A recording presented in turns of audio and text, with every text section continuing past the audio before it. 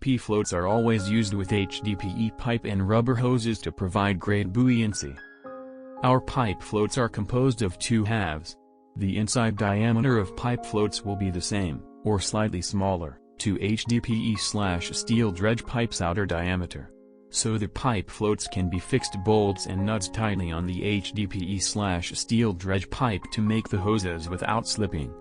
Two halves of pipe floats are connected by bolts/nuts that are made of galvanized steel grade material. The shell of the pipe float is made of polythene, filling with PU foam. As the floating bodies of the pipeline on the water, it has the advantage of high float load capacity, shock resistance, and so on.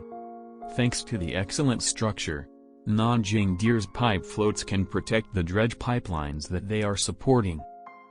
Nanjing Deers PE floats are normally produced into orange colors that act as warning signs to other vessels nearby. The other colors can also be made according to the client's requirements. The pipe floats/floaters have become the ideal solution for modern dredging work.